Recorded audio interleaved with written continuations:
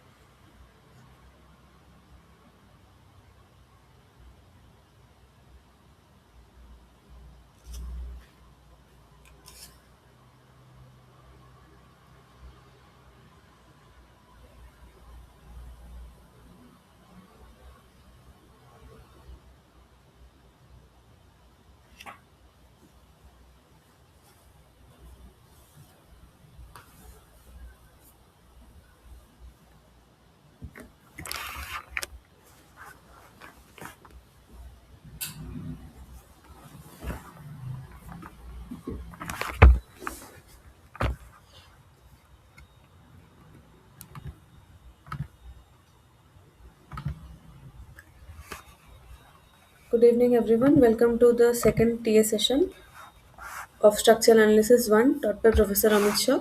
I am Trisha Chakraborty, one of the course teaching assistants, and I am a PhD student at the Indian Institute of Science, Bangalore. And these TA sessions are also open for, I'm also open for clearing doubts if you have any. But I'll start with a brief overview, like not a brief overview of what has been taught in the lectures in second week. The top topic to be covered today is trusses, how to solve the internal forces of trusses. We'll look at two methods, the method of sections and the method of joints, and we'll also look at some worked out examples. And after that, or anytime, you can interrupt and ask me doubts.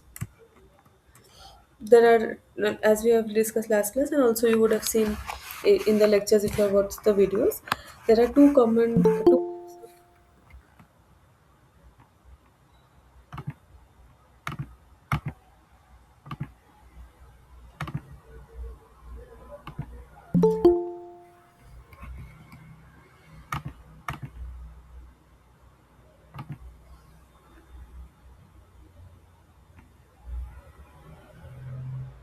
So there are three types of common elements in the 2D plane.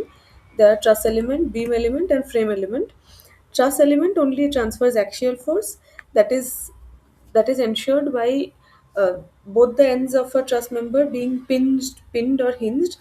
A beam element transfers only shear. Yes. Does anyone have any question or anything?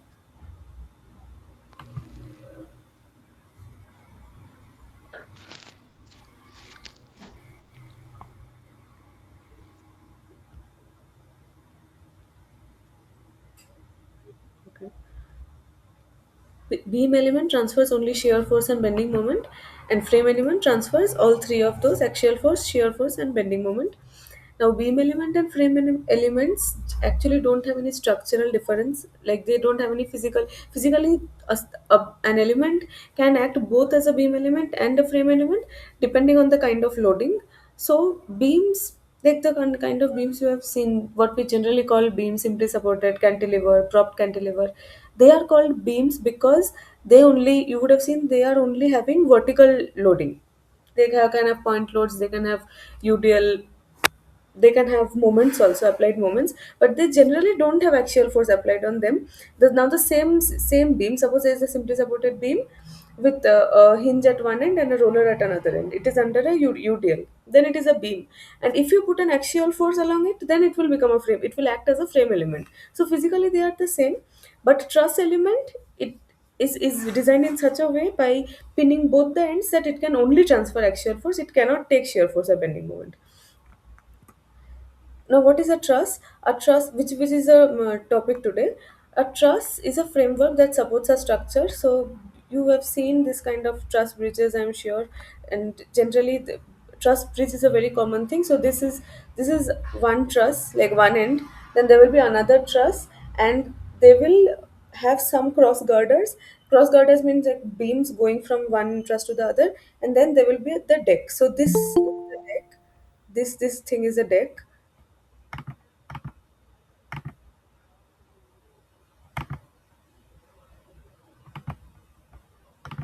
The cars and pedestrian will move along this line, and the truss is the thick structure holding up the deck. Basically, this is called a through truss bridge because the deck is passing through the truss. There is also another type of truss bridge where the truss is placed below the deck, so the truss holds up the deck in a different manner. The deck is on top of the truss.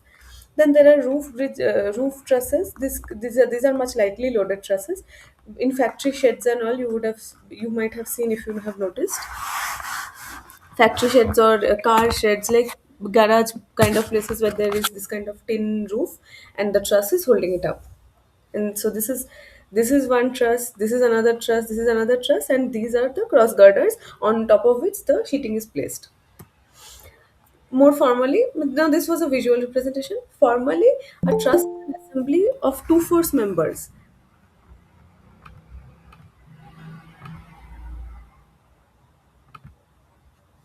So this term two force member, we'll look into what it means. Two force members connected by nodes that creates a rigid structure. What is a two force member? It is firstly it is created by pins or hinge supports at both ends, and it carries no load in between. So all the loading has to be at the nodes, at the endpoints, and it can have only two types of forces acting upon them at the hinge, which is tension, or sorry, can only have two forces acting upon them at the hinge, means that one, any member will have one hinge at one end and another hinge at another end, right? So there can be two forces acting on the hinge, on the two hinges, and member is only under axial loading, so no shear, bending or torsion. And the axial loading means it can be tension or compression. You know, the tension means a pulling kind of force, compression means a force that pushes it inside and tries to shorten it. And okay, now let's just go back and here in this, that there have been three types of forces mentioned.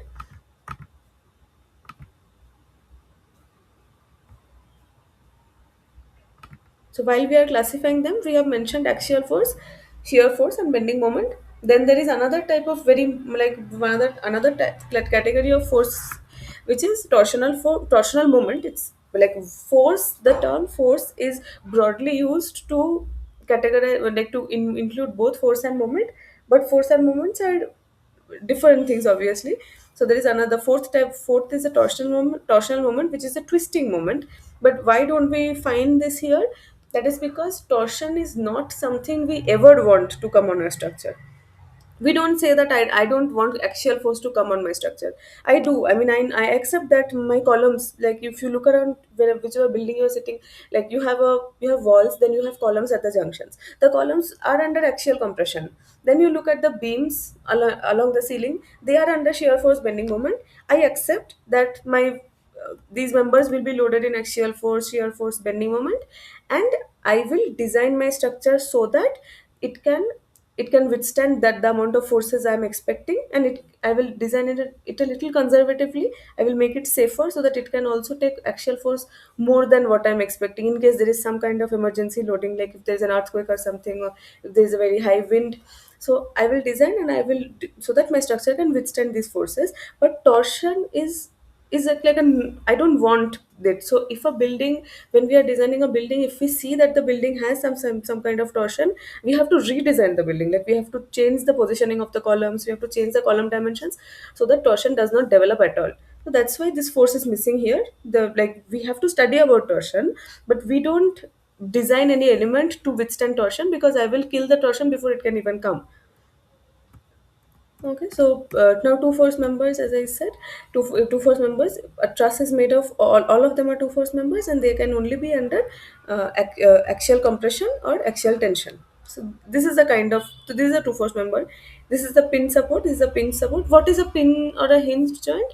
It is a joint which only transfers, like it is a, firstly this is all in the 2D plane. So there are three types of forces in a 2D plane. It is Fx, force in the x direction, force in the y direction, and there is a moment which is out of plane or into the plane. So if you look at a 2D plane, just look at a 2D plane, and you put a moment here, you will see that the sense of the,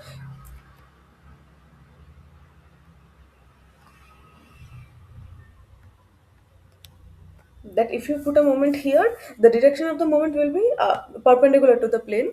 So they are the three types of forces I am concerned with in the 2D plane.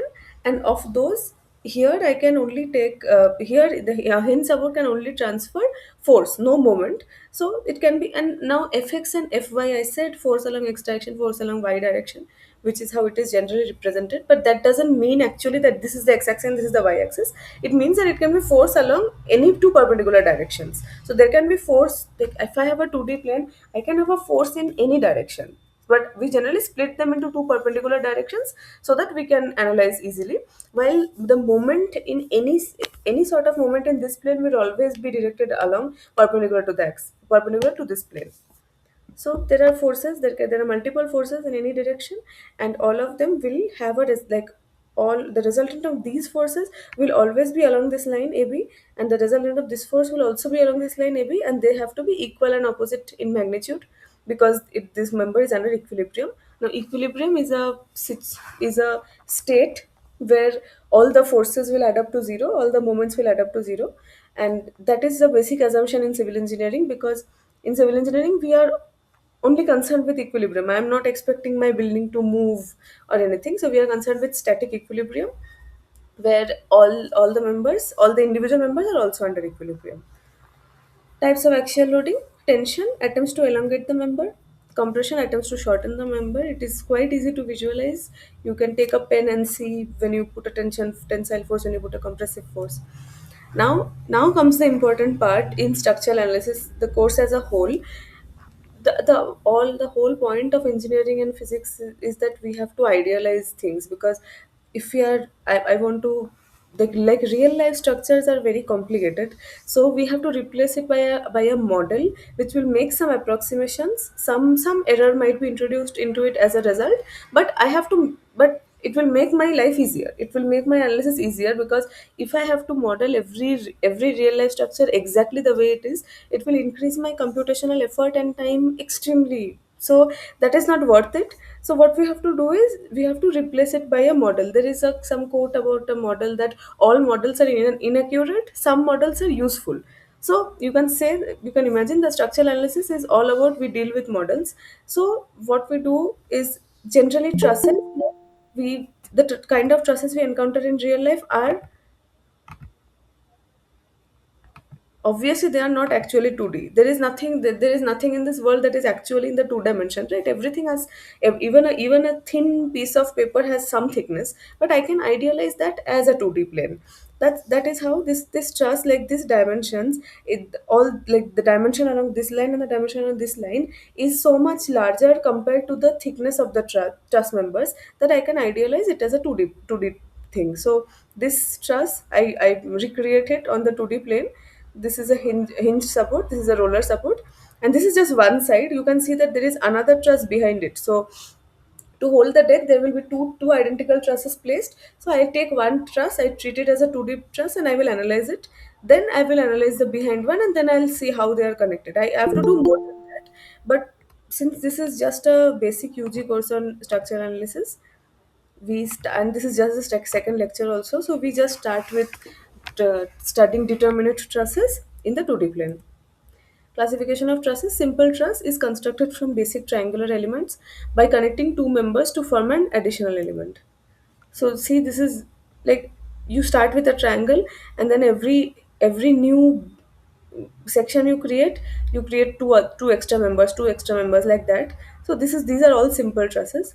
A compound truss is connected by is constructed by connecting two or more simple trusses using hinge or additional members. So see, this is a simple truss, and this is also a simple truss, but these have been connected by intermediate members like this.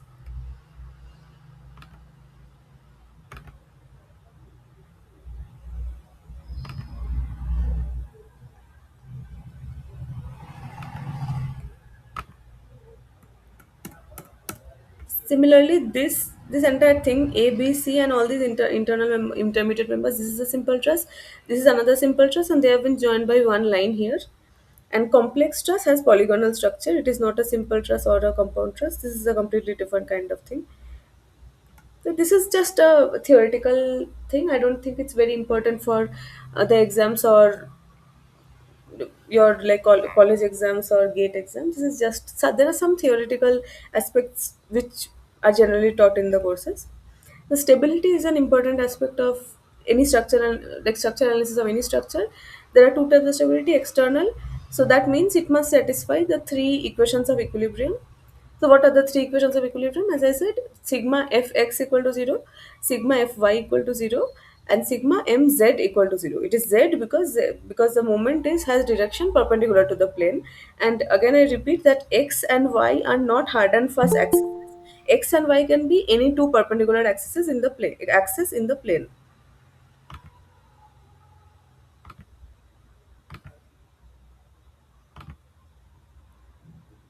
Yes, you have any doubt?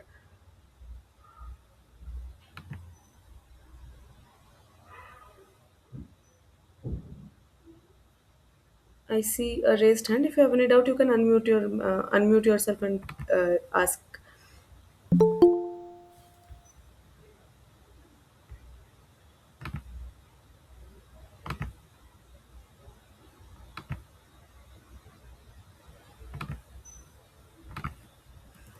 So for external stability, it has to satisfy the three equations of equilibrium, because that is Only two support enough for this structure. Okay, you mean these two supports, this hinge, like this hinge support and this roller support? Can you please clarify? Okay, yes. So only two supports are enough because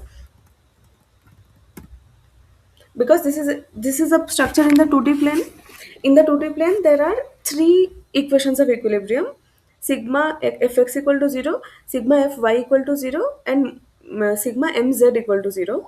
So there are three equations. So for stability and for a determinate structure, the number of equations has to be equal to the number of support reactions. So here, this is a hinge or a pin support. What this kind of support does is it provides a reaction in the x direction, it provides a reaction in the y direction. So there are two reactions I'm getting from this, and the roller support only provides a reaction perpendicular to the plane. So this roller support will provide a reaction in the vertical direction, but not in the horizontal direction.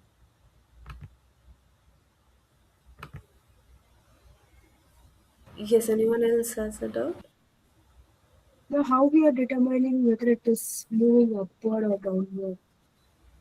Oh, okay. So that is that you cannot say. I'm sorry if I said it's upward or downward. I just meant in the this direction and in this direction, like the not direction, this axis and this axis, and to find whether it is upward or downward, and whether the horizontal reaction is towards the right or towards the left, we have to solve the structure.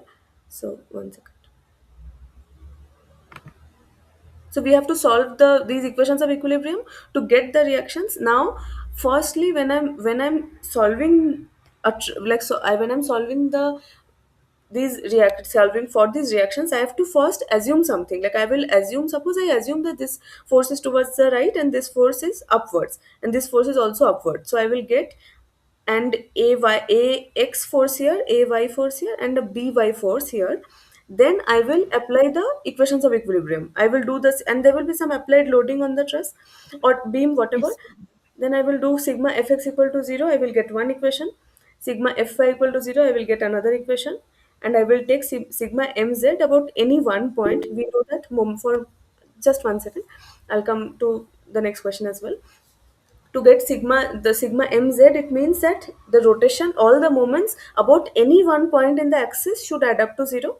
So I will write the three equations, I will solve them simultaneously. I have three unknowns, three equations. So after I solve, if I see that the ax gives me a positive value, it means that the direction I originally assumed is correct. That means that the ax will be directed towards the right.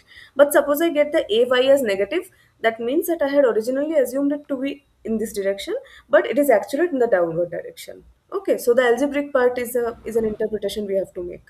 Is that clear? Okay. Yes, ma'am. Okay. Anyone else has a question?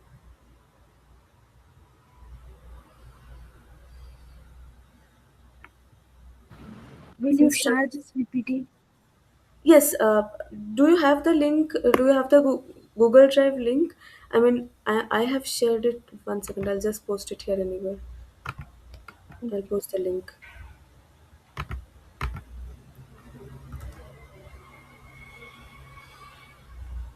All the PPTs are uploaded here. Since truss is not subjected to bending moment, y sigma mz equal to 0. Oh, that is, it doesn't matter whether it is subjected to bending moment or not. Sigma mz has nothing to do with the bending moment. It just has to do with the overall rotational stability of a structure. So suppose I have this book, and I just put a force in this direction, and this is just I'm just holding it very loosely like this. I'm not fixing it. I'm just trying to simulate a pin support here. I put a force here. This is not a bending moment. This is just a force, but this book will rotate like this, right? So I have to have some kind of support which holds it so that it does not rotate. Even though I'm trying to give a moment, it has to hold it. So sigma mz equal to 0 means that the rotational stability of the structure has to be there. It cannot actually rotate. Just like the sigma, what does the sigma fx denote here? That if I just hold it like this, just like this I'm holding, I put a force, it moves like this. That means the sigma fx is not equal to 0. So I need a reaction which will counter this force here. So sigma fx implies that the structure does not move in the x direction. Sigma fy implies that sigma fy equal to 0 implies that the structure does not move in the vertical direction, and sigma mz implies that it does not rotate. When all of these three things does not happen, that means the structure is actually in stable equilibrium. Do you get it? Okay. Any other question?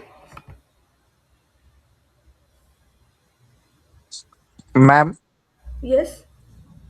ma'am, how the reaction will be acted on that? Supports. How the reactions in this example, or Yes, yes. In this example. okay.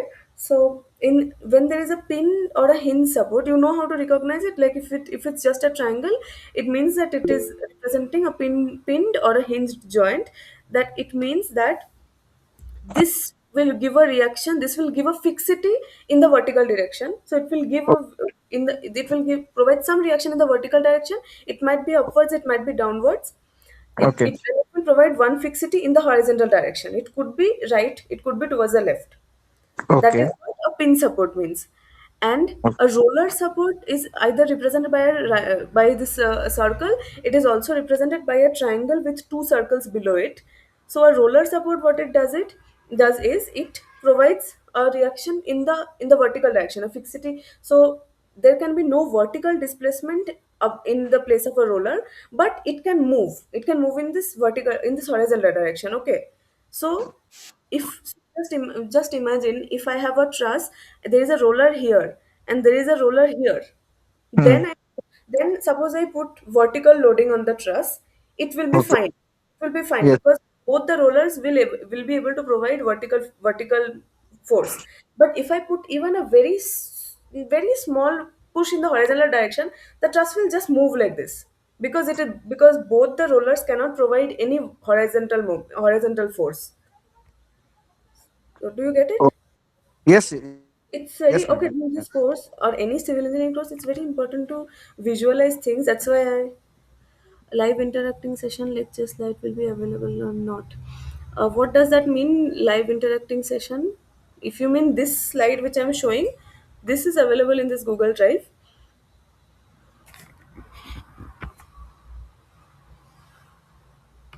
So whenever you are doing any civil engineering course, just try to visualize as much as possible. That's why I'm showing with the book or the bottle, or like just try to visualize things. It will make it much easier. Yes, ma'am. Yes.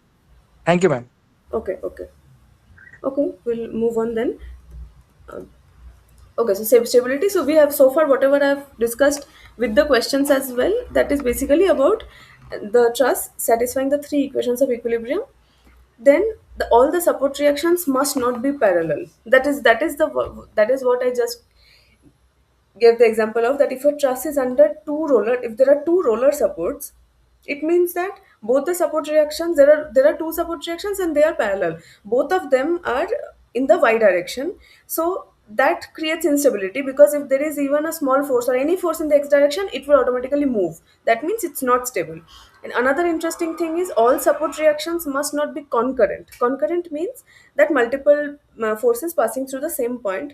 So let's see what happens. So this see, okay, this is interesting. In this case, there are three roller supports. So if you just calculate determinacy, you will see that there are three support reactions and there are three equations. So this should be stable, but that is not, that won't happen, because all three reactions are directed along the y direction. So if there is a force in the x direction, it will just move. This is unstable. And in this case, okay, the roller support is not something that only provides force in a vertical direction. Okay, the roller support provides a reaction perpendicular to the plane it's sitting on. So this one, generally the roller support sits on is the horizontal plane. That's why it gives a force in the vertical direction. But if the plane itself is inclined, then it gives a reaction like this. If the plane itself here at C is inclined like this, it gives a force like this. And let's suppose all these forces pass through the point C.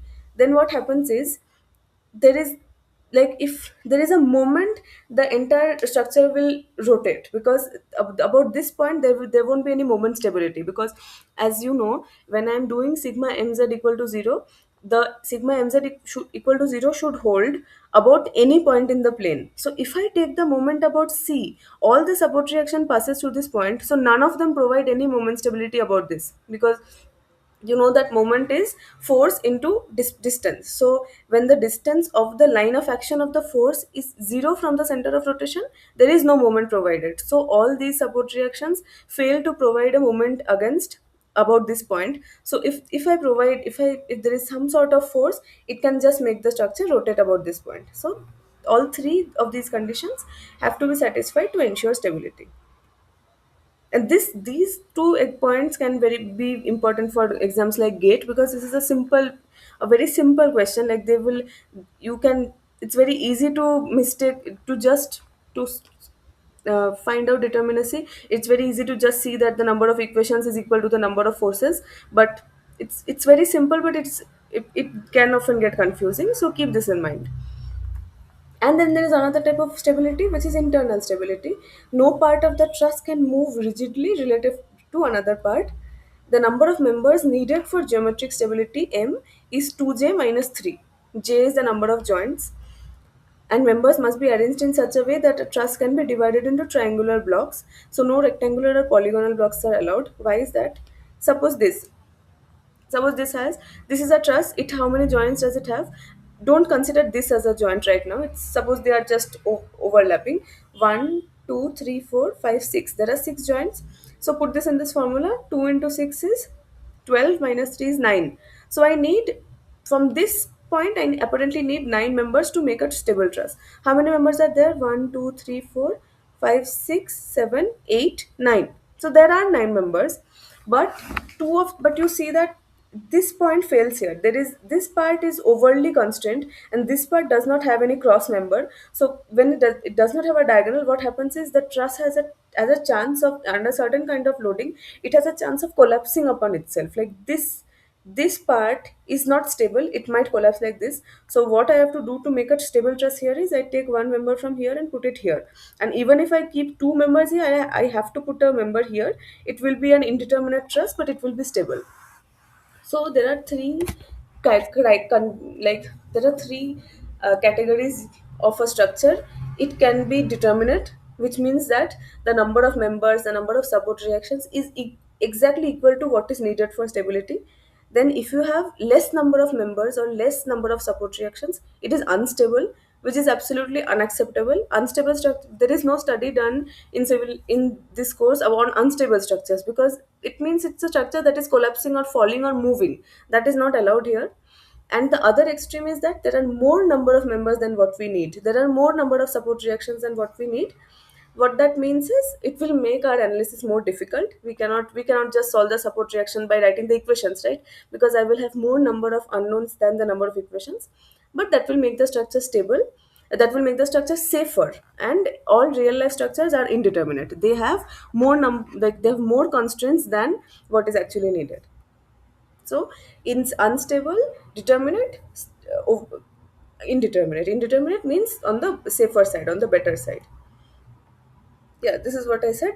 J is 6, the number of members required is 9, but the presence of rectangular block makes it unstable. Now we'll go into the method of an analysis of determinate stresses. Okay, I will just again briefly say what analysis means. In this course, what does analysis mean? Analysis means that I am given the structure, I am given the support reactions, and I am given the loading conditions as well. So I know everything about the structure.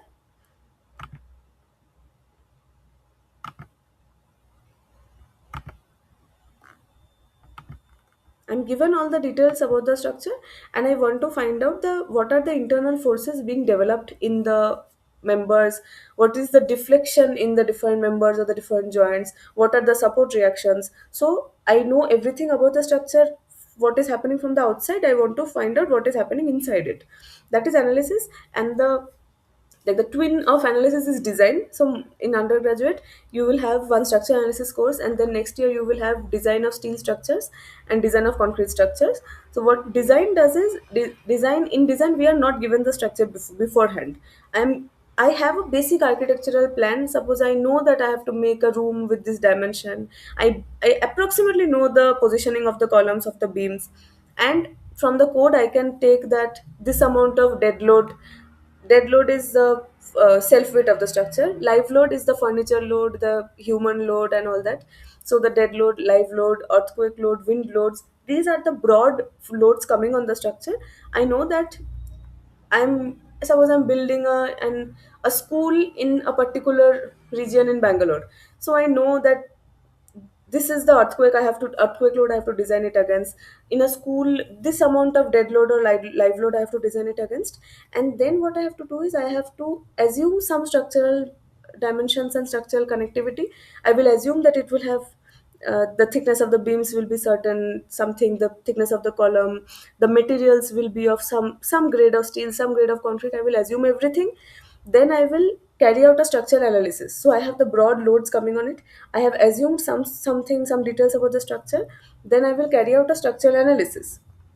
The what will that give me? That will give me the internal forces being developed in the beams, in the columns. That will give me the deflection at the midpoint of the beam or the compression in the column.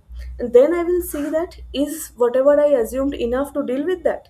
Is the, for example, is the compressive load that is being developed in the column enough considering what material I've assumed? If not, I have to increase the grade of steel, grade of concrete, or I have to increase the steel reinforcement, or I have to increase the dimension of the column. So then I have to redesign it again. So I change some parameters and I again carry out the structural analysis and I see if it is enough. So once I see that the structure, whatever I have assumed, is enough to deal with all the loads coming, I will say that fine, let it go ahead. So design is a trial and error method. It is an iterative process, and two people designing the same building will not come up with this exact same structure. But structural analysis, on the other hand, is an exact thing. It's like I have the structural dimensions, I have the materials, I have the boundary conditions, I have the loads. So whatever internal force is being developed there, whatever internal moment, whatever deflection, that can have only one value. So, and now the way this course is structured is we are first looking at trusses, and we are first looking at only the force response of trusses. So there are two types of responses in a structure. One is the force type response, moment also comes under that, and we know that dividing force by cross sectional area you get stress. So force, moment, stress, all of these is one type of response. And the other type of response is the deflection type of response. So deflection, displacement, strain, that thing. So there are two types of responses. So first of all, we are going to look at the force type responses. So today we are looking at what are the internal forces being developed in a truss. Next class, we will look at the bend. Okay, in the previous class itself we have seen the bending moment and shear force diagram of beams. What was that? Bending moment and shear force are both the force type responses. So that means that I have a beam, I have a load, some kind of loading, and I am finding out what is the bending moment profile along the beam, what is the shear force profile along the beam. So that was the force type response of beam. Today we look at the force type response of truss. In next week we will look at the force type responses in frames, and then we will move on to the displacement type responses. So then there we will see that if I have a truss, what is the nodal displacement, what is the displacement of each of the nodes, and then in for beams we will see what is the deflected shape of the beam, and so on. So the first half of the course, for the first 6 weeks, it is about determinate structures, beams, trusses and frames, and the force type responses first in the first 3 weeks, and the displacement type responses in the, I think, in week 4, 5 and 6. And from week 7 onwards we are moving on towards indeterminate structures. Indeterminate structures cannot be solved as easily, so it will need some extra considerations. So that's a kind of overview. And methods of analysis of determinate truss. There are two methods: method of joints and method of sections. Method of joints. These are very easy. Okay, this is one of the easiest courses in civil, easiest topics in this course you will find. It's very intuitive. It's just dependent on basic physics.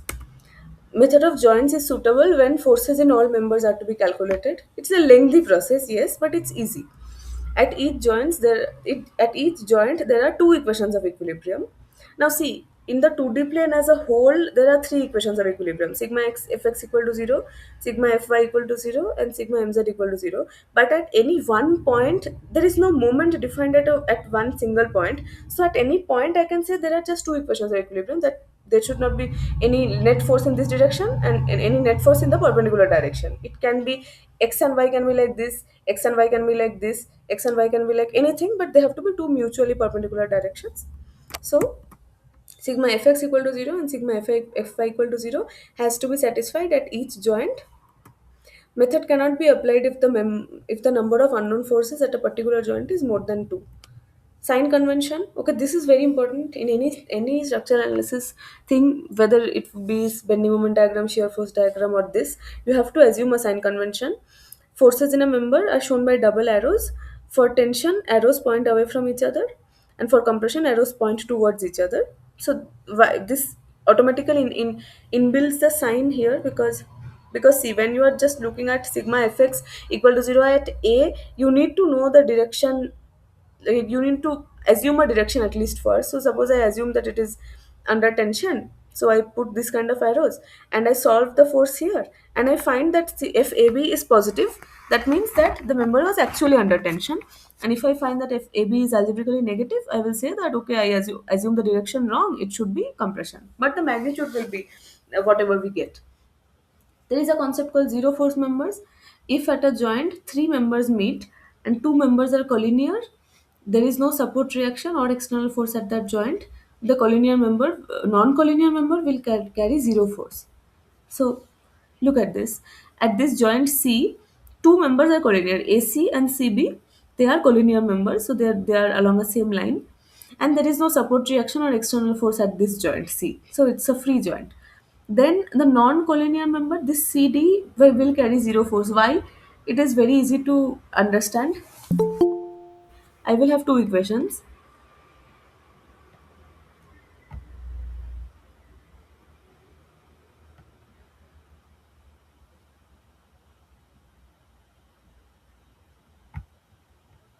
At C, I will have two equations. Suppose sigma f x equal to 0. So this force will have, since trusses are two force members, it means that this AC can only have a force along AC itself, and this BC can also have a force along this line itself. So both the forces from these two members will be along this line. So I will have some, and suppose this member, suppose it's inclined, suppose it was not exactly vertical, just assume it was inclined also, that this force will also have one component in the x direction. So that's fine, I will get an equation sigma f x equal to 0, that will have this component, and the horizontal component of the inclined member. That is fine. But there will also be another equation sigma fy equal to 0, which will be the vertical component of this load of this member. The what this member has a force FCD that will have some vertical component, and that has there has to be some cancelling force out, right, for equilibrium.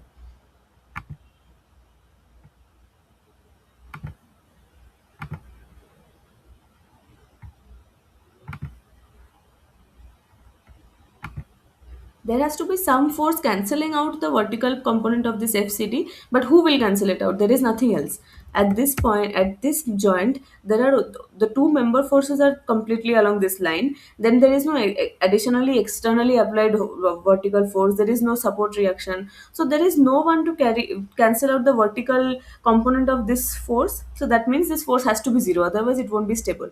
So this will be a zero force member, and if there is a zero force truss member, it is as if it does not exist. Just remove the CD from the diagram, remove this, and then analyze a truss which is just a triangle. Similarly, in this example, in this truss, CE and CA are collinear, so CD has to be a zero force member. Now, if CD does not exist, remove CD from the picture. Then ED and DB are collinear, and AD again is a zero force member. So see, this truss would have needed quite a lot of time to analyze. But if you can identify the zero force members, you straight away remove CD and AD, and it just becomes a very simple triangle truss. So again, this kind of tactics or techniques are very important in the competitive exam like GATE, because you can, it's all about reducing the time you need to solve the problems. So also always keep an eye open for zero force members. They look at this looks like a such a complicated, like there are so many members, but if you just start from here, this is a zero force member. When this is a zero force member, these two are collinear, this does not exist, so this becomes a zero force member. Similarly, this is a zero force member, this is a zero force member. Now when this these four, all of these four does not exist, again this member also does not exist. So one, two, three, four, five, all of these five don't exist. Similarly, from this side, these two do not exist. But this you cannot say. See, this I could say a zero force member because these two were collinear. There was no force applied here, but here there is an applied force. So then I cannot say this won't be a zero force member because this P has some component along this direction. So there is someone to cancel it out. So there this won't. This is not necessarily.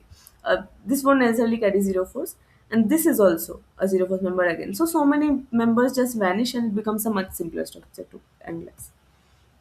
Now we'll look at, see, method of joints. It's, we'll just go by an example. It's no point. There's no point in studying it theoretically.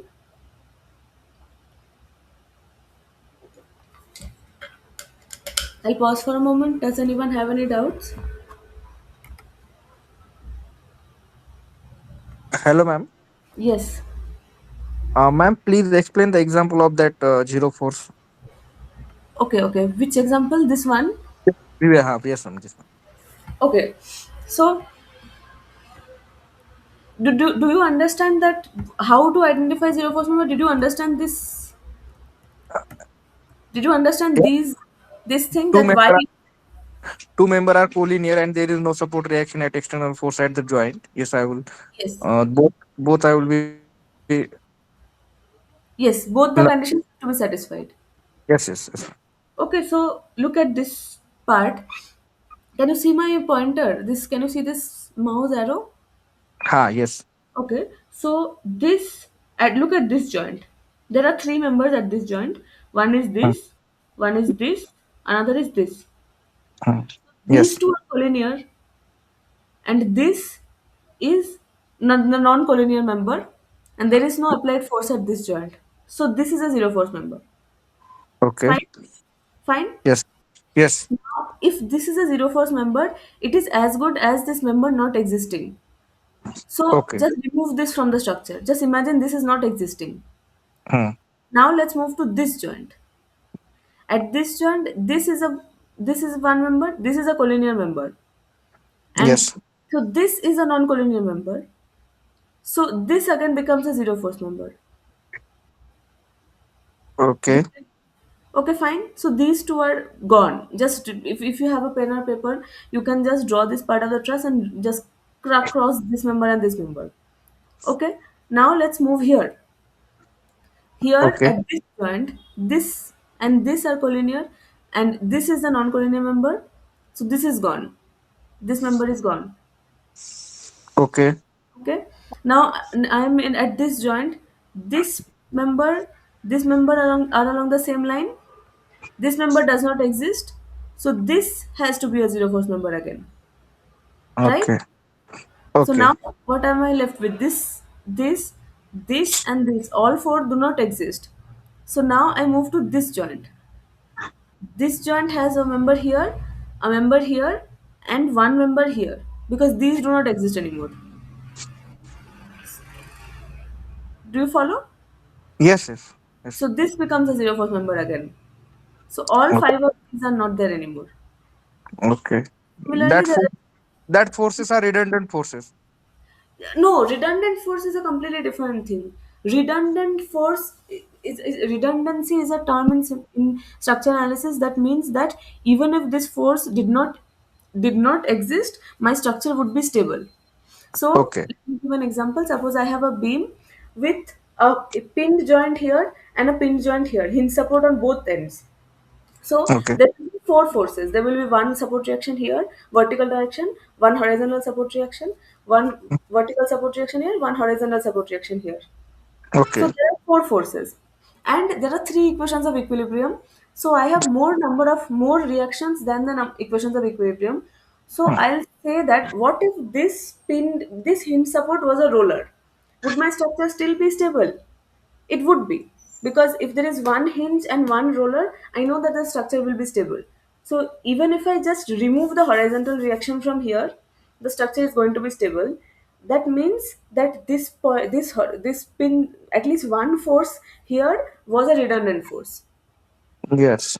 Even in English, redundant means that something which does not need to be done. If something, like if a team is playing and the team chases the total within the first four batsmen, then the batsmen who would come in at 6 and 7, they are redundant batsmen. They are there, but even if they weren't there, the match result would have been the same. That is what Okay. redundancy means. And zero force member means that the member is not under it is not it is not loaded at all. It does not have any tension. It does not have any compression. So just remove it from the structure. It is as if it's not even existing. Okay. Okay. Okay. Okay. Thanks, man. Yes. Okay. Okay. So we'll look at one example with the method of joints. This is a simple truss. There are one, two, three, four. There are four joints, and we had a formula 2j minus 3 should be the number of members. So 2 into 4 8 minus 3 is 5. So there are 5 members. You will see here 1 2 3 4 5. So this is and you can see that the support reactions are not all parallel. They are not all concurrent. So this is a stable proper truss which I am going to analyze. So the first step in any sort of analysis generally is to find out the support reactions. Even before I move to the internal forces, just see what the support reactions are. So I will assume, as I said before, I will assume some direction in the reaction. I am assuming RA is upward, RB is upward, and HA is towards the right. And I'm going to write the equations. Sigma Fx equal to 0. That means in the x direction there is only one force here, which is HA. So HA has to be 0 itself. Sigma Fy equal to 0, Ra plus Ra in the upward direction plus Rb in the upward direction, and there is an applied load W in the downward direction. So Ra plus Rb is equal to W, and sigma Ma equal to 0. I'm just taking about A, but I could take about B also. I could take about C, about D, about any point you will end up with the same answer. So about A, just why am I taking it about A? Because the less number of variables in an equation, the better for us. So the forces which pass through A itself won't provide any moment about A. So in this equation, HA and RA won't show up. So I am going to take, generally we take moment about the point through which maximum number of forces pass. So about RA, what are the moments I'm getting? One is due to this RB. RB is like this. So it is giving an anti-clockwise moment RB into 2A. The horizon, the perpendicular distance between this action of force and the point is 2A. So RB into 2A is in the anti-clockwise direction, and this W is just, you can just do this and see, like moving your hands, you will see that W is giving a clockwise moment about A, and the perpendicular distance is a here, because the line of action of W is CD. It has a perpendicular distance of A from this point capital A. So minus W into A is 0. So here see, I have just assumed that anti-clockwise moment is positive and clockwise moment is negative. It would not make any difference if you assume the opposite. Sign convention also depends on the person assuming it, so long as you are consistent both ways. So from here I solve RB equal to W by 2, RA equal to W by 2, and both of them are positive. That means that I assume the correct direction. RA and RB are both actually pointed upwards. Now I'm going to solve the internal forces. I have the external forces. Now that I have the external reaction, I can just treat them as applied forces. It doesn't make a difference. It's almost as if a W by 2 force is applied at A, and a W by 2 force is applied at B, and a W downward force is applied at C. So let's consider equilibrium of joint A, sigma F. Now at this point, all the joints, we are going to have two equations, sigma Fx equal to 0, sigma Fy equal to 0. So look at this diagram. This figure is important, because generally when you are assuming the FAD and the FAC, firstly we assume the forces along the members. So FAD I assume in this direction, and FAC I assume in this direction, and sorry, this along this line. And then if I'm pointing the arrow here, I'm pointing the arrow away from the joint. That means I'm assuming it is under tension, which is what the sign convention here said. For tension, arrows point away from each other. So if you are assuming the arrow is pointing away from the joint, it means you are assuming tension. Again, I'm going to solve the values. If algebraically, if I get positive, if I get FAD as positive, I will say that okay, my member was actually under tension. And if I get FAD as negative, I will say that no, it's under compression. That's why I'm saying that you have to start with some assumption. To solve any equation, you have to start with some one arrow first. After that, you can interpret the sign. So sigma fx equal to 0. What are the components? FAD plus FAC has a cos 45 component along this direction. So FAD plus FAC cos 45, and W by 2 is in this direction, in this along this line, so it does not have any component. That is why we are talking about mutually perpendicular directions. X and Y are just two mutually perpendicular directions.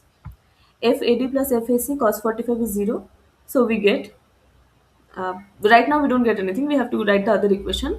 When we are doing the f sigma fy equal to 0, W by 2 plus FAC sine 45 is 0. So I get FAC is minus W by root 2. So since it's minus, I will say that FAC has a force of magnitude W by root 2, and it is under compression. Then I put the value of FAC into this equation, and I get FAD is W by 2, which is positive, so it is under tension. Did anyone raise their hand? Does anyone have any question? Why take HA equal to 0? I did not take HA equal to 0. I first assumed that HA is a non-zero value or any value. Then I wrote down the equation sigma fx equal to 0. What does this mean? Sigma fx equal to 0 means that all the forces in the x direction must add up to be 0. Sigma fy equal to 0 means all the forces in the y direction must add up to be 0. Means it has to cancel each other out. Now, how many forces along the x direction do you see in this structure? Only HA.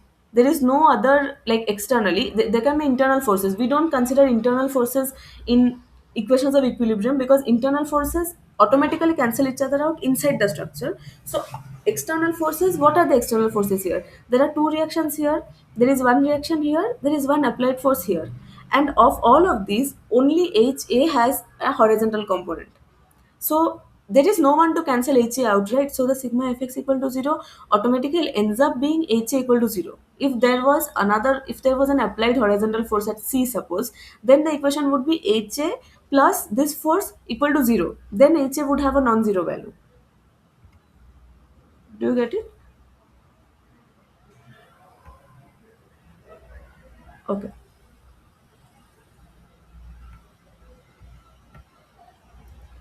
Okay, so we get the FAD and FAC values to be tension and compression, and we have got the magnitude. Now I will move on to the next joint. I have to solve 5 members. I have solved 2 members so far. Now I move on to joint D. What happens in what? Okay, how many forces are there in joint D? There is one DB, there is one DC, and one DA. Now I have solved the member. I've already solved the member in this AD solved the force in this AD member. So I only have two unknowns. At D, I have to solve the FDB and I have to solve the FDC. So see, this is FDB, this is FDC. I'm assuming both of them are under tension by putting the arrow in this side.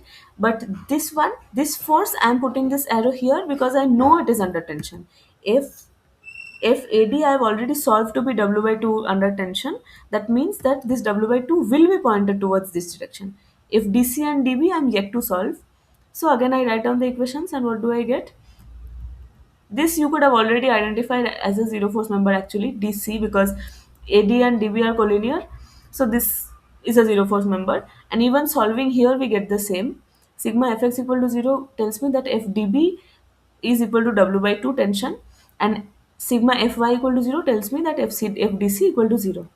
So now I've solved 4 of the members, I only have one member left. So I go to the equilibrium of joint B, and what do I have at B?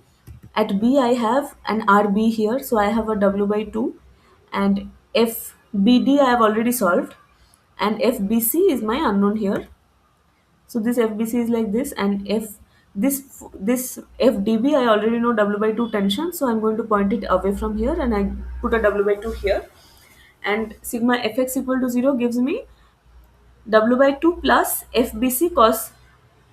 Okay, you write sine here. I think it should be cos.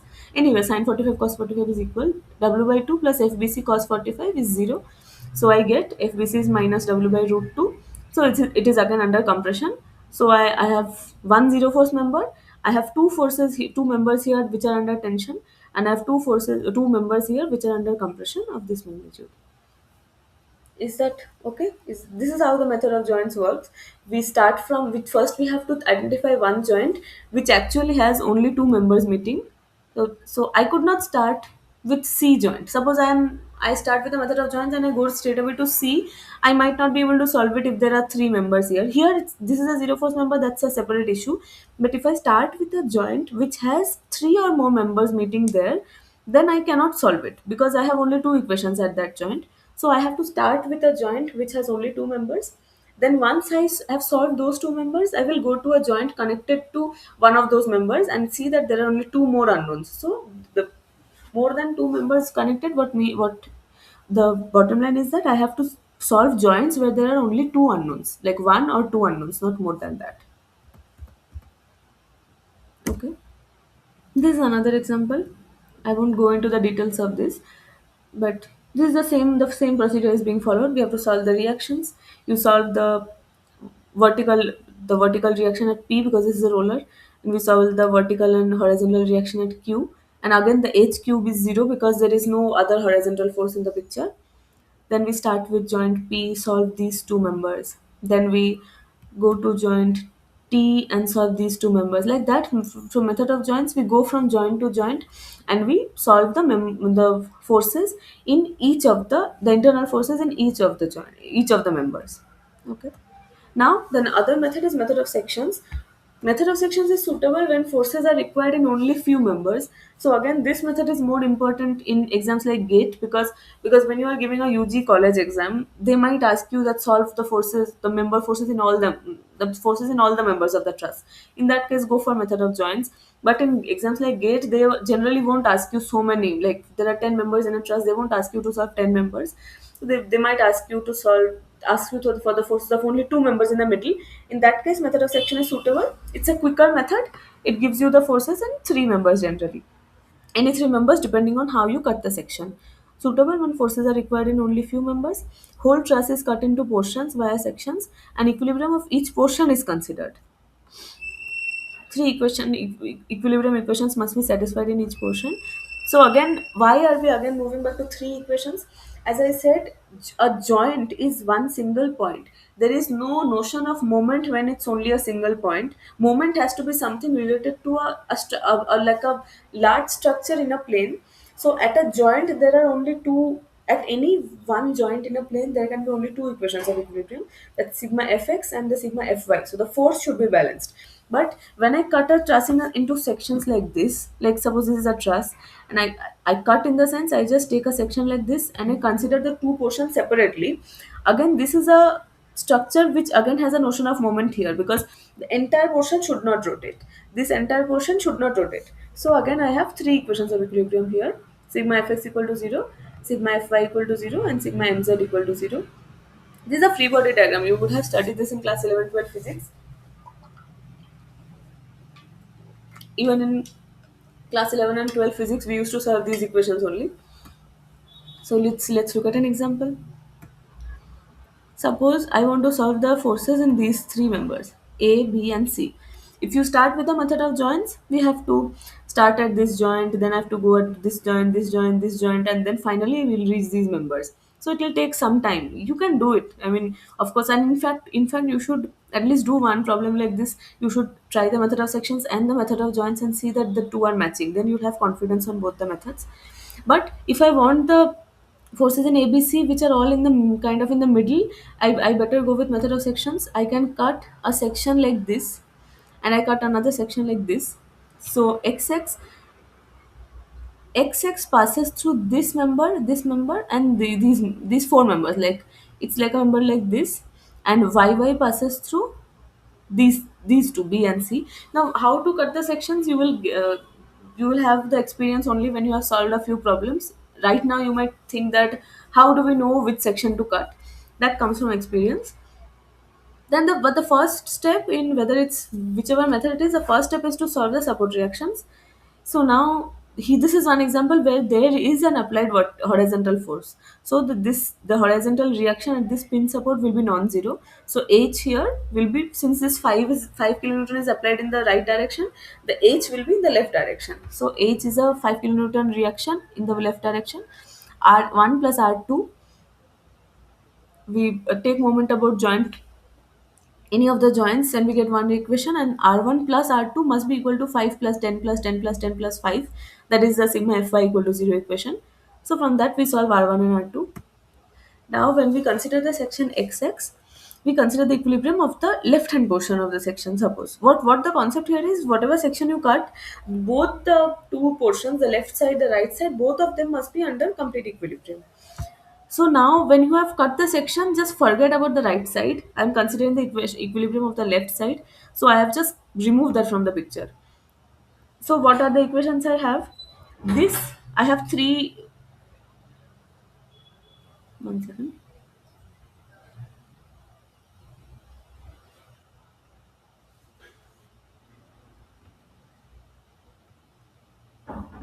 Okay. So first I'm taking the equilibrium of LHS of section XX, and we are taking moment about this joint. So when I've cut a section like this, I've cut four members here. There is one unknown force here, one unknown force here, one unknown force here, and one unknown force here. But all of these three you will see, except the C, except this 3 4 member which I want to find out, all of these three members pass through one point. So what I will do is, if I take moment, I know that if for a structure to be under equilibrium, the moment, the net moment about any point in the plane should be zero. So I choose such a point that except the force which I want, all the other forces pass through that point. So when I'm writing the moment equilibrium equation, all these three forces won't have a component about it. So so the only forces which have a component about it is Fc, which has a vertical perpendicular distance of 3 meters from this point. So Fc into 3, and this 4 kilonewton will also not have a component, and these H will also not have, because H passes through this point, 4 passes through this point. So the other three forces are R1 will have some component, R1 into 6, because this is 3, this is 3, this 5 into 3, and this 5 into 3. And be careful about the senses, like the direction. So FC provides a clockwise moment, this R1 provides a clockwise moment, this horizontal 5 also provides a clockwise moment, and only this vertical 5 provides an anti-clockwise moment. So that is how I write this equation. So I put all the clockwise moments in the right side, left side, anti-clockwise moment in the right side, and we get FC is some value in compression. So that's I have got. And this A, of course, it's a zero force member, you can already identify because these two are collinear and this is a non-collinear member. And to solve B, I have cut a section YY. Then I'm consider, suppose I consider the right hand side. So this is FB which I want to find out. Now I will take, I will consider the vertical equilibrium, because this, see, I have, when I have cut YY, I cut three members. I cut this member, and this member. But both of these members are in the horizontal direction. So if I write out the vertical equilibrium, I'm going to solve this FB in one go, in one equation itself. So what happens here? Considering the vertical equilibrium of RHS of section YY, FB cos theta is in the downward direction, plus 10 plus 10 plus 5 is equal to R2, which is in the upward direction. So from that you get FB is minus 5.89. So this is also under compression. So you have solved all of these three members. Now there are, like, I didn't solve a lot of members. I bypassed the problem. Like this section, I deliberately chose to take moment about 1 1. Why? Because all three of these members pass through 1 1, and I'm only interested in this FC. Then when I took the section YY, I deliberately took the vertical equilibrium, because both of these members are oriented in the horizontal direction. So I bypassed the solution of a lot of members, and I only found out what I needed to be with the minimum number of equations. So how to do that, how to choose the sections, and then what equation of equilibrium to take, that will come from experience and practice, as I said. But if you want to solve the entire truss, if I ask you to find all the forces, then you can just go from joint to joint using method of joints, and you can solve it. Okay. This is another example. It will be in the exact same way. I've given the link for the lecture slides, so you can try this. And in the lecture also, Professor Amit Shah has solved a lot of problems. So if you do them, it should be enough. So okay, that's enough for today. Are there any questions?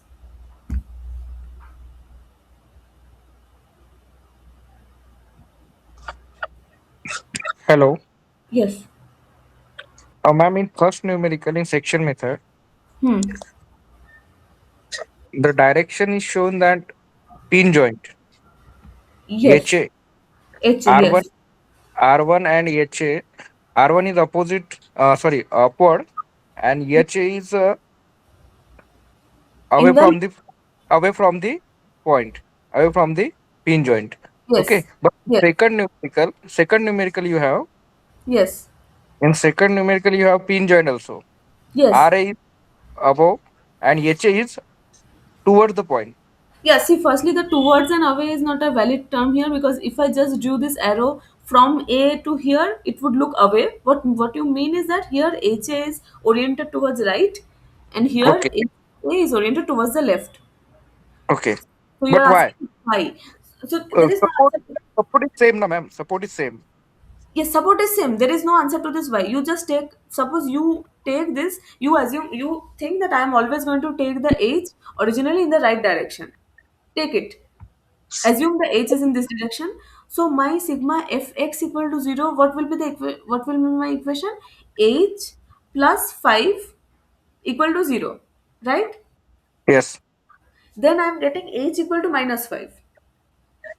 So the interpretation of that is, I had originally assumed h was towards the right, but my value of h is minus 5. That means h is actually oriented towards the left. So whether you assume the h direction to be towards the left or towards the right, the sign will come out to be such that it ultimately gives you the same result. Okay. Do you see it? Because here I took h to be towards the left and I got the equation h equal to 5. So my Yes. end result is h is 5 in the left direction. And you assumed h towards the right, you get h is minus 5. So your interpretation is also that h is 5 in the left direction. Okay. Okay. Okay. Okay. Right? Similarly, this will also. You Okay. will get Okay. the Thank you, ma'am. same. Okay.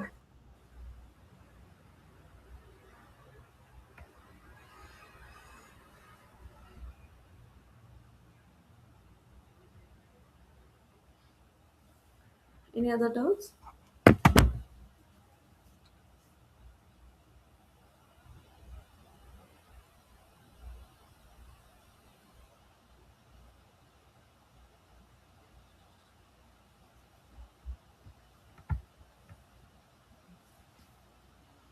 Okay, then I will end the class. Next class we'll look at frames. Thank you for attending.